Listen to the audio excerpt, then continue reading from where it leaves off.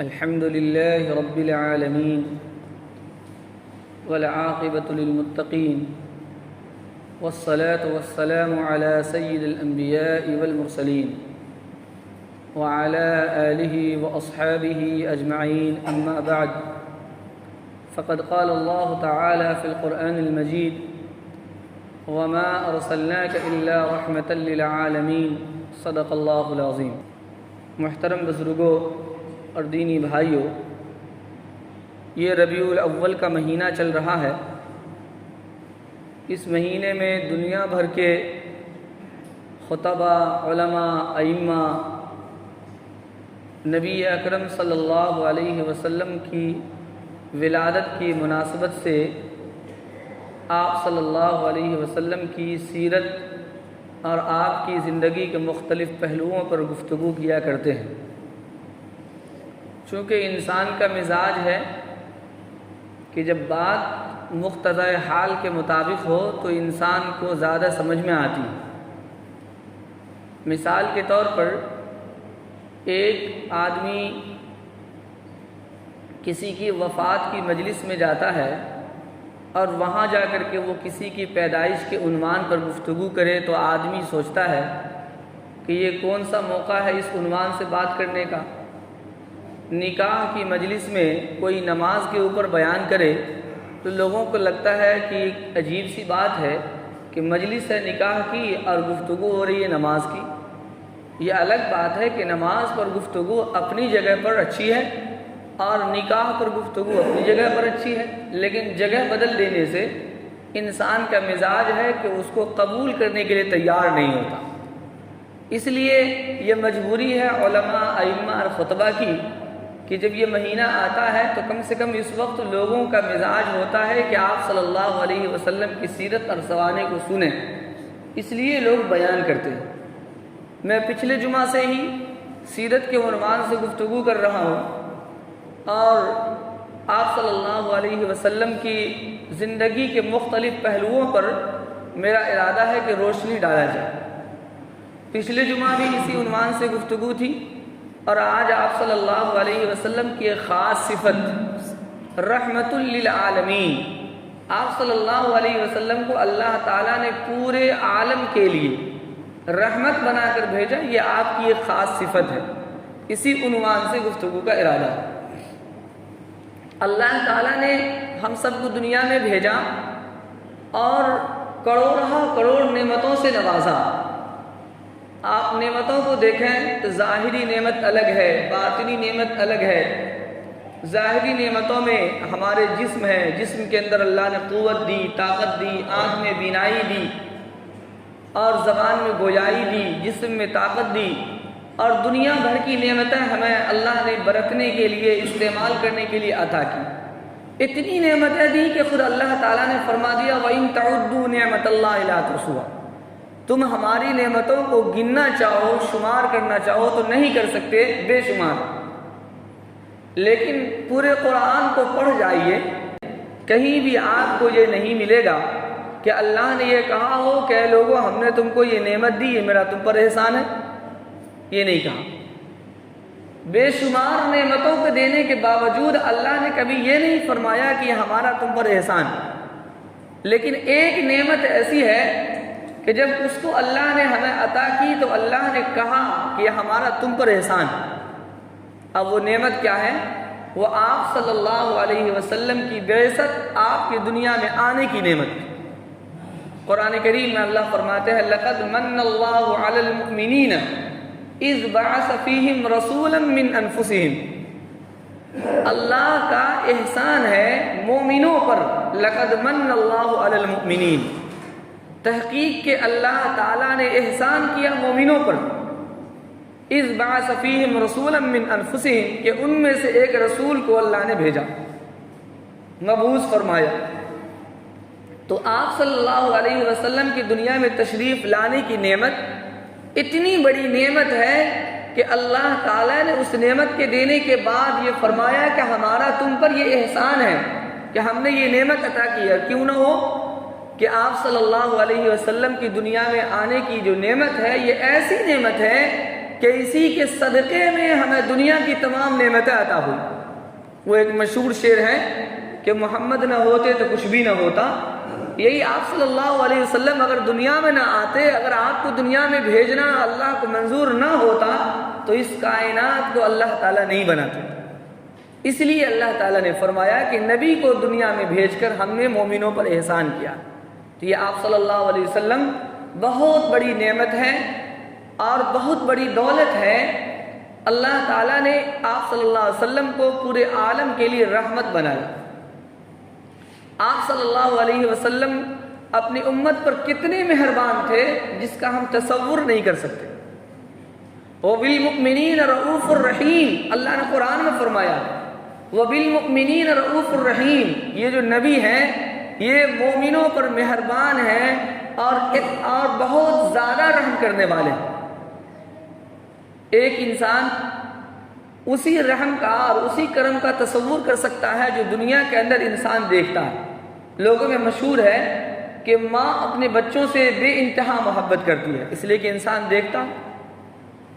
کیسی محبت؟ آپ دیکھتے ہوں گے ہر ماں کو اپنے بچے سے ایک فطری محبت ہوتی ہے۔ مجھے ایک واقعہ یاد آیا کہ دیکھیے مائیں کیسے محبت کرتی ہے اپنے بچوں سے۔ ایک قاضی کی عدالت میں ایک مقدمہ گیا۔ مقدمہ اس بات پر تھا کہ ایک بچے کے سلسلے میں اختلاف تھا۔ ایک عورت کہتی تھی کہ یہ میرا بچہ ہے اور ایک عورت کہتی تھی کہ یہ میرا بچہ ہے، دونوں میں اختلاف تھا۔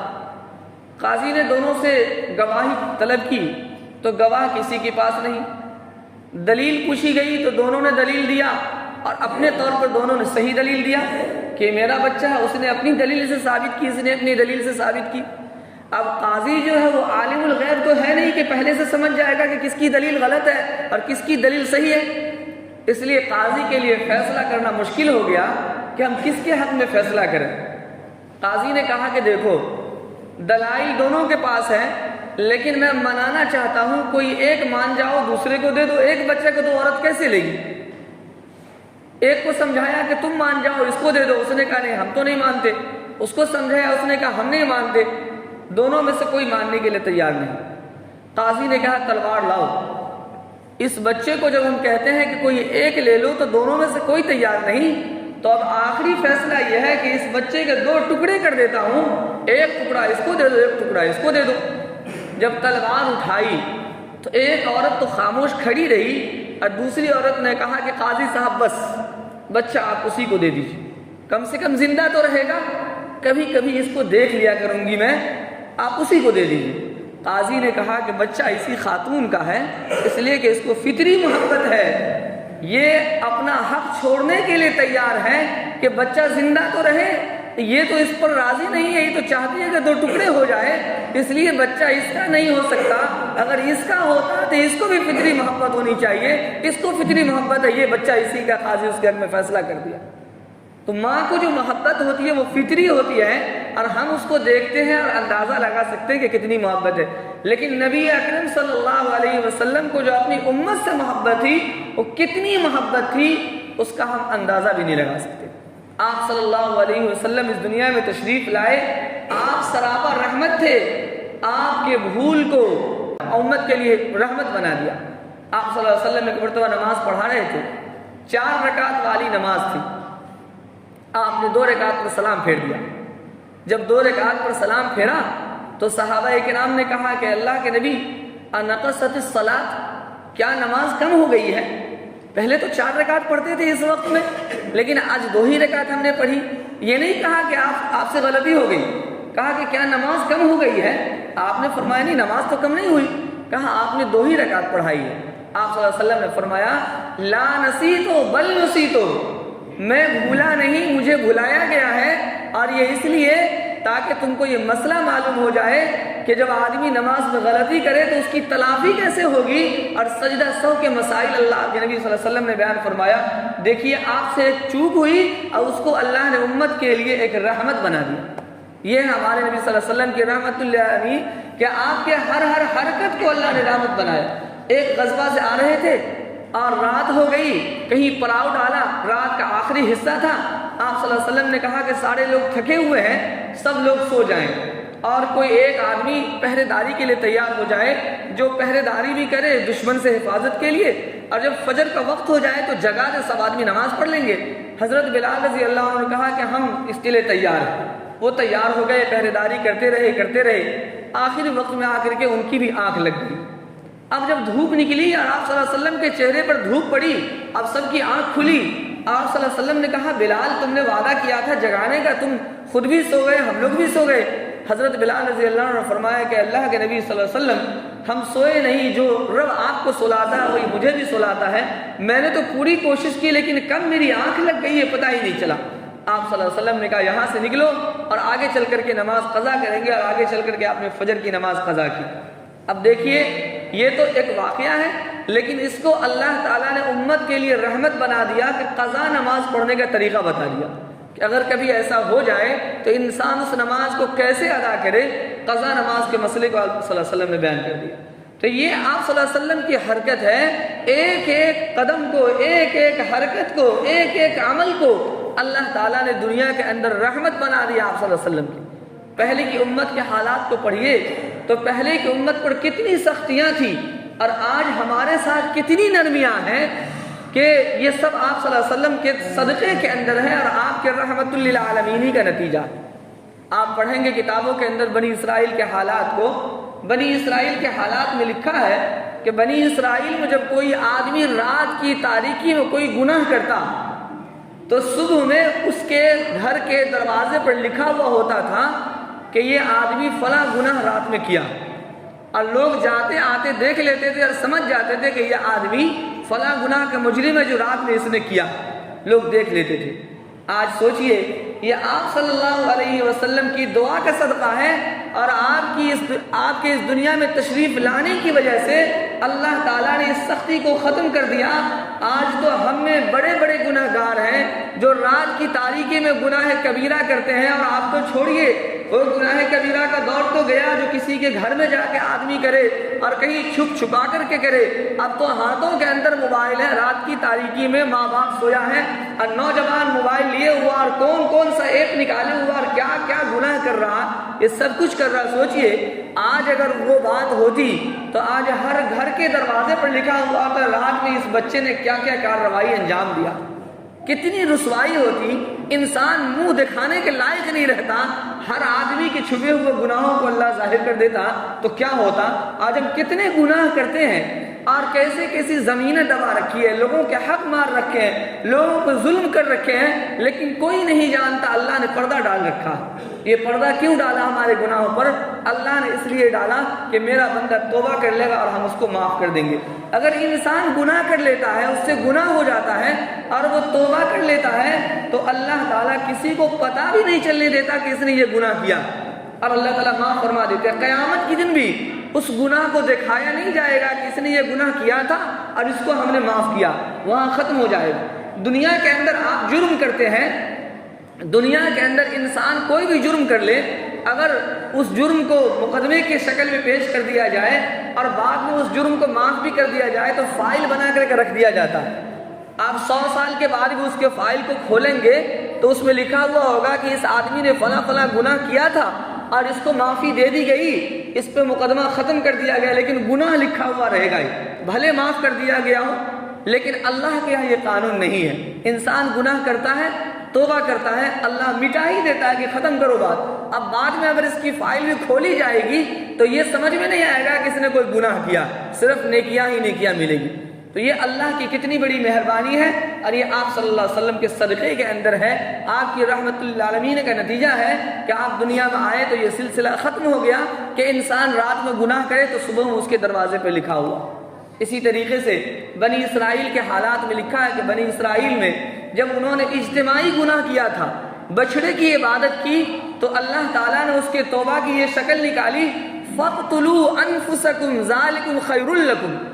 اللہ تعالیٰ نے فرمایا کہ ہر آدمی اپنے اپنے ہاتھ میں تلوار لے لے، جتنے لوگوں نے گناہ کیے ہیں، بچڑے کی عبادت کی ہے، اور اس کے توبہ کے قبول ہونے کی یہی شکل ہے کہ اللہ تعالیٰ نے آسمان پر سیاہی ڈال دی، آسمان ایک دم کالا ہو گیا اور دنیا میں اندھیرا چھا گیا، اور اس اندھیرے میں اللہ نے کہا بنی اسرائیل کو کہ آپس میں ایک دوسرے کو مارو اور قتل کر دو، یہی تمہاری توبہ۔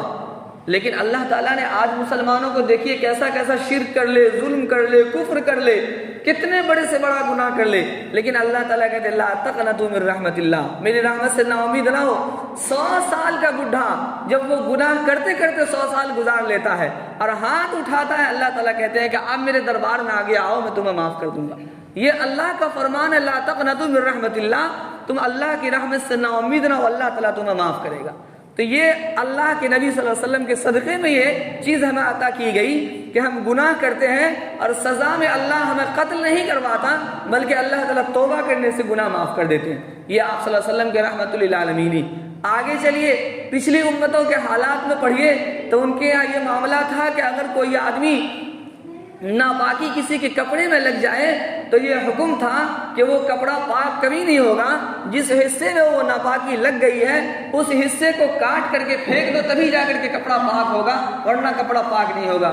یہ آپ صلی اللہ علیہ وسلم کی رحمت للعالمین ہی ہے کہ اللہ نے یہ حکم دیا کہ اگر کسی کے کپڑے میں ناپاکی لگ جائے، اس کپڑے کو 3 مرتبہ دھل لو، کپڑا پاک ہو گیا، اس کو کاٹ کے پھینکنے کی ضرورت نہیں ہے۔ آج اگر کپڑے کاٹنے کا حکم ہوتا تو سوچئے ہم کتنی مشقت میں ہوتے، کس طرح سے زندگی گزارتے، ناپاکی لگ گئی، ہر آدمی کا کپڑا کٹا پھٹا ہوتا، کیا حال ہوتا۔ یہ آپ صلی اللہ علیہ وسلم کے رحمت للعالمین کا نتیجہ ہے کہ کپڑے میں دھل دو، کپڑا پاک ہو گیا۔